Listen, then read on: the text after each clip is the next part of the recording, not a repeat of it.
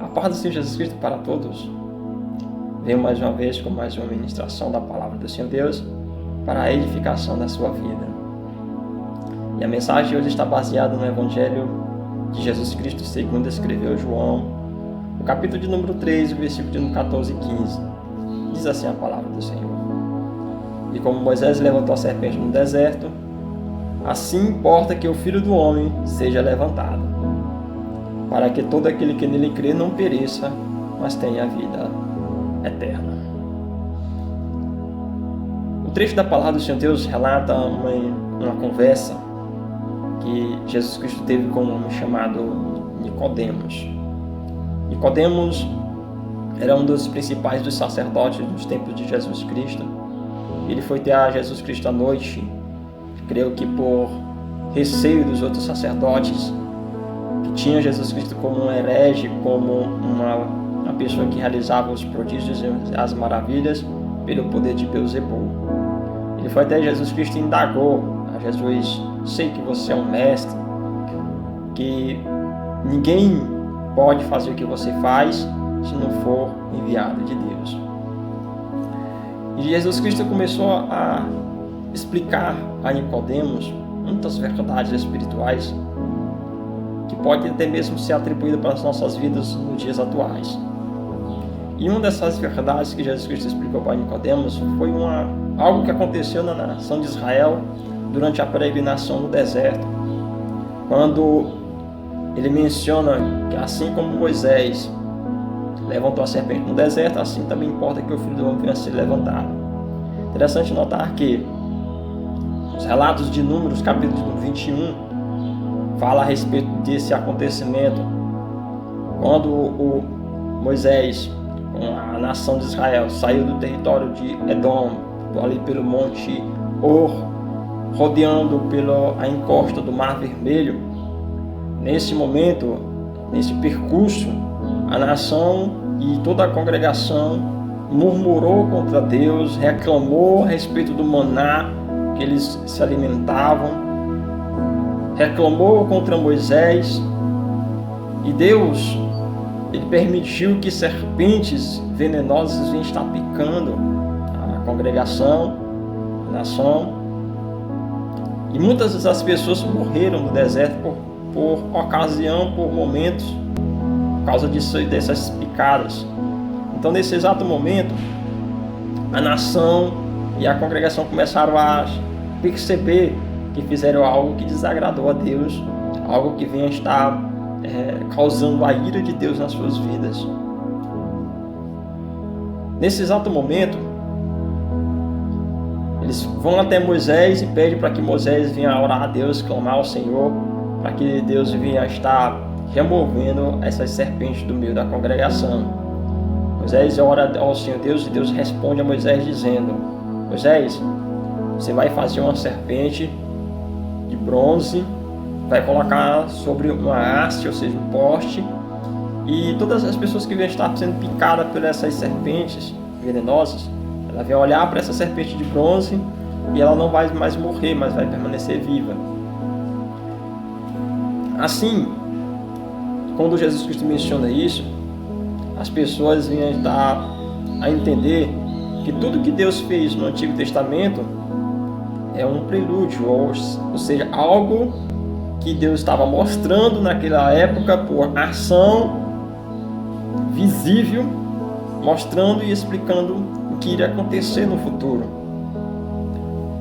Era algo que Deus estava instituindo, mostrando para o povo e até mesmo nós no dia de hoje entender o processo de salvação que Deus, desde a criação do homem, quando o homem caiu, teve a queda no jardim, desde aquele exato momento Deus arquitetou um plano, um projeto para que venha estar salvando o homem, redimindo o homem de seus pecados.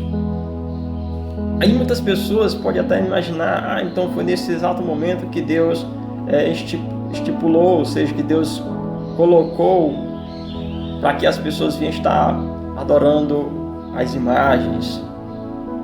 A palavra do Senhor Deus relata que Deus ele permanece o mesmo ontem, hoje e eternamente. A palavra do Senhor Deus diz que Deus não muda. Sendo que Deus não muda, e no Antigo Testamento ele relata que nos 10 mandamentos, ele relata que não era para as pessoas fazerem imagem semelhante ao que estava no céu, semelhante ao que está na terra, ou semelhante ao que está debaixo da terra, nos mares. Não era para a pessoa fazer imagem semelhante a nada. Não era para colocar dentro de suas casas, não era para se prostrar perante elas, não era para adorar nem venerar. Não era para fazer isso, porque para Deus é uma abominação. Se Deus falou isso no Antigo Testamento, se Deus falou isso no passado, e a palavra do Senhor Deus diz que Deus não muda, ele permanece ontem, hoje e eternamente, então hoje Deus continua falando pela sua palavra que não é para a pessoa fazer isso. Então nesse episódio Deus estava apenas mostrando o que iria acontecer no futuro. Estava mostrando que da mesma forma que está acontecendo naquele tempo, aconteceu naquele tempo por intermédio de Moisés, ele iria fazer no futuro com o seu próprio filho, para redimir o homem. Porque Jesus Cristo ele menciona aqui no capítulo de número 15, no versículo de número 15 do capítulo número 13 do Evangelho que escreveu João, ele menciona e diz assim: para que todo aquele que nele crê não pereça, mas que venha a ter a vida eterna. Naquele momento, as pessoas, ao olhar para a serpente de bronze ali na haste, ele venha permanecer vivo, não venha mais morrer. E Jesus Cristo aqui fala para que as pessoas não venham perecer, mas venham permanecer viva eternamente. Assim, a nação e o povo, a congregação, cerca do ano 715 antes de Jesus Cristo, o povo começaram a pegar essa serpente e começaram a adorar, fazendo dela um deus, fazendo dela um ídolo. Começaram a se venerar, a se prostrar diante dela. E um homem chamado Ezequias levantou-se como rei da nação no território de Judá. E nessa ocasião ele quebrou, destruiu os altares pagãos, destruiu essa serpente de bronze. Por quê? Porque Deus não reparte a sua glória com ninguém. Deus ele não divide a sua glória com ninguém. O único que deve ser adorado, venerado, exaltado, engrandecido, somente Deus, porque foi Ele que nos formou. Ele foi que criou todas as coisas. Tudo que a gente olha em nossa volta foi criado por Deus. Então toda a honra e toda a glória e veneração tem que ser dedicada somente para o Senhor. Naquele tempo, no deserto, Deus estava mostrando que iria acontecer no futuro. A mesma forma iria acontecer com o seu filho no futuro. Assim Jesus Cristo foi colocado, pendurado numa haste, numa cruz, num madeiro. O seu sangue foi derramado no madeiro. Assim a serpente de bronze lá no deserto era semelhante, a cor era avermelhada, a cor de bronze é avermelhada, semelhante ao sangue derramado no madeiro. O sangue de Jesus Cristo derramado no madeiro. Assim, todas as pessoas que cometem pecado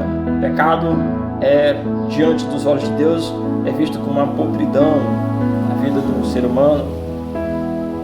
É visto como um veneno que consome, que destrói o ser humano diante dos olhos de Deus. Então, no momento em que a pessoa peca, comete o pecado, o juízo recai sobre a vida daquela pessoa. O juízo de Deus recai sobre a vida daquela pessoa e a tendência dele é a morte eterna. Mas no momento em que ele olhar para Jesus, pendurado na cruz do Calvário, reconhecer o sacrifício de Jesus Cristo como o único que tem um poder de nos limpar, de remover os pecados, remover essa condenação, remover essa podridão, remover, tirar definitivamente os pecados da nossa vida. Então, nesse exato momento, quando ele passa a acreditar no sacrifício de Jesus Cristo como o único que tem o poder de nos limpar, de remover os nossos pecados, então nesse exato momento ele passa a ter a vida eterna. Então, irmãos, isso quer dizer que nós não vamos mais morrer fisicamente? Jesus Cristo estava falando aqui verdades espirituais. É algo espiritual. Mas que morte é essa? Não é a morte física, mas é a morte espiritual. A morte na qual relata lá em Apocalipse. A segunda morte é aquela morte que as pessoas vão ser lançadas no lago de fogo e enxofre. Apocalipse diz que essa é a segunda morte. A condenação eterna é caracterizada em Apocalipse como a segunda morte. Deus ele disse para a pessoa não perecer, não ser jogada para lá, mas que olhar para Jesus Cristo e permanecer firme até a morte física, então vai passar a ter vida eterna.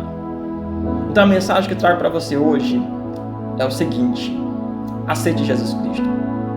Reconheça o sacrifício de Jesus Cristo na sua vida como o único que tem o poder de limpar, de purificar, de remover os seus pecados, e permaneça firme até a morte. E assim vamos receber a coroa da vida. Porque Jesus Cristo assim me relata: seja fiel até a morte e dar-te a coroa da vida.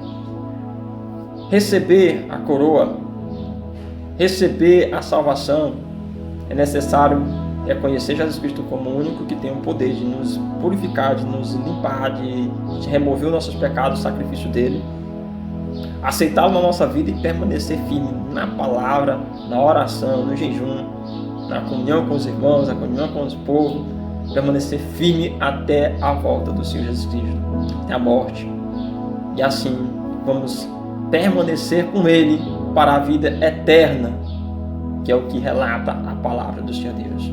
Permanecer com Ele para a vida eterna, mas somente aqueles que tomam as suas decisões e permanecem firme até a morte. É necessário que a gente venha permanecer firme. A Bíblia relata que a gente tem livre-arbítrio. Nós temos o poder de escolha. Deus nos constituiu assim, com o poder de escolha, para que a gente venha escolher entre o bem, o certo e o errado. Você tem nas suas mãos, diante de você, dois caminhos, duas opções. A Bíblia só relata essas duas opções: a vida eterna e a condenação eterna. Cabe a você decidir o que quer. Cabe a você decidir para onde ir. Se é para o lago de fogo e enxofre, ou se é para o seio de Abraão, como relata a palavra de Deus, o paraíso, e permanecer ao lado do Senhor para todo sempre. Cabe a você decidir. E constantemente Deus nos concede oportunidades. Constantemente Deus ele nos entrega oportunidades para que a gente venha aceitá-lo na sua vida. Aceitá-lo na minha vida, na sua vida, e a gente venha receber, aceitar o plano de salvação que desde a queda do homem, lá no Jardim do Éden, desde aquele momento Deus ele estipulou um plano de salvação para que as pessoas venham ter seus pecados redimidos, para que as pessoas venham ser redimidas dos seus maus caminhos. Mas constantemente Deus ele relata na palavra do Senhor que as pessoas têm uma condicional, um se você fizer assim, se você não fizer assim. Então hoje não permanece essa condicional. Se você aceitar Jesus Cristo, se você permanecer firme, se você recebê-lo na sua vida, se você buscá-lo intensamente, então e só então você vai passar a ter vida eterna. É necessário que você venha aceitá-lo.